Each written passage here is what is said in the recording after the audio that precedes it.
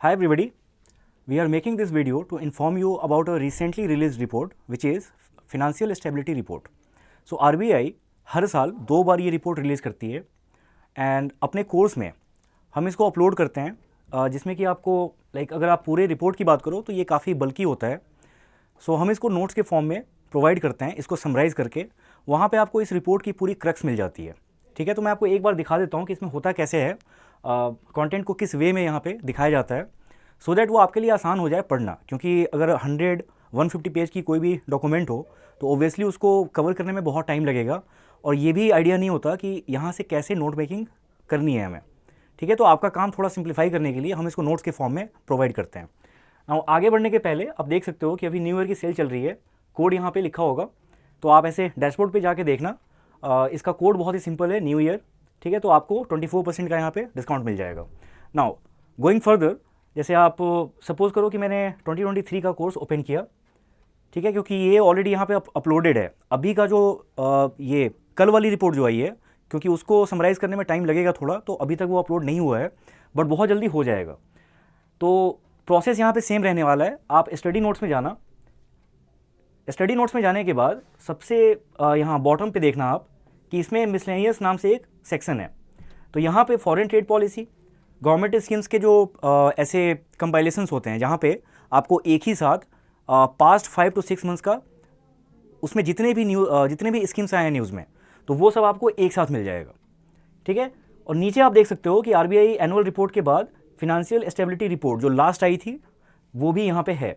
तो आप अगर इसको ओपन करो तो आपको यहाँ पे देखने को मिलेगा कि ये नोट्स के फॉर्म में है.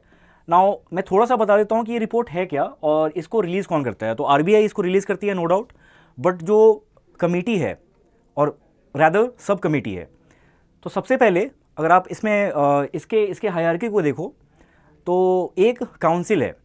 ठीक है, जिसको हम बोलते हैं financial stability and development council.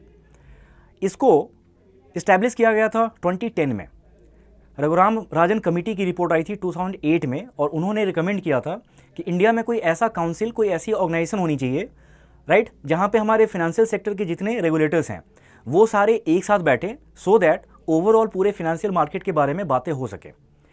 अब अगर हम फिनेंशियल सेक्टर की बात करते हैं तो मेजरली जो हमारे 4 रेगुलेटर्स हैं, लाइक आरबीआई, सेबी, उसके बाद अगर हम पेंशन सेक्टर की बात करें तो उसके लिए है पीएफआरडीए, और अगर इंश्योरेंस सेक्टर की बात करें तो उसके लिए है आईआरडीएआई, राइट. तो ये जो 4 मेजर हमारे रेगुलेटर्स हैं फिनेंशियल सेक्टर के, तो ये सारे होते हैं उसमें काउंसिल में. और इनके साथ साथ फिनांस सेक्रेटरी और मिनिस्ट्री ऑफ फिनांस के जो बहुत सारे डिपार्टमेंट्स हैं तो उनके भी सेक्रेटरीज इसके पार्ट होते हैं. एंड इस काउंसिल को लीड करने का काम वो होता है फिनांस मिनिस्टर का. तो ये एक एक्स ऑफिशियो पोस्ट है.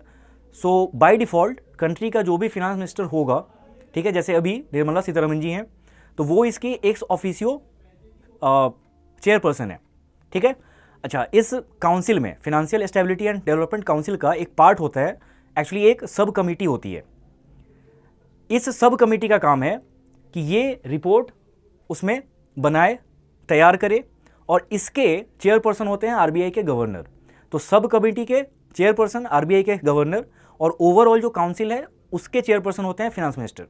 तो ये डिफरेंस थोड़ा समझना बहुत ज़रूरी है.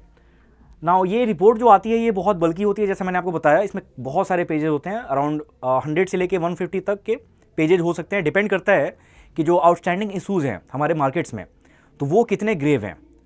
सिचुएशन अगर बहुत ज़्यादा सीरियस होती है तो ऑब्वियसली उसको गवर्नमेंट ने क्या क्या किया है, अलग अलग रेगुलेटर्स ने क्या क्या स्टेप्स उठाए हैं, तो वहाँ पे फिर बताने के लिए काफ़ी कुछ होता है. तो उसके फिर बाद वो रिपोर्ट और ज़्यादा बल्कि हो सकती है.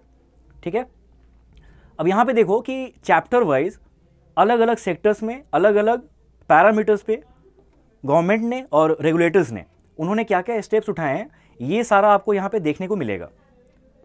ठीक है, तो इस तरीके से जब ये नोट्स बनेगा तो हम कोर्स में अपलोड कर देंगे. एंड अभी के लिए जब ये रिपोर्ट बन जाती है, समरी इसकी रेडी हो जाती है, तो हम इसको ऐसे भी शेयर करेंगे.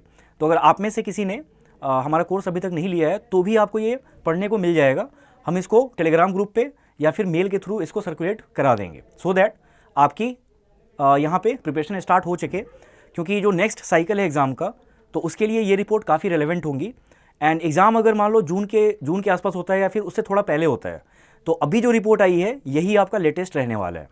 नेक्स्ट रिपोर्ट जब आएगी तब तक आपका एग्ज़ाम ख़त्म हो चुका होगा।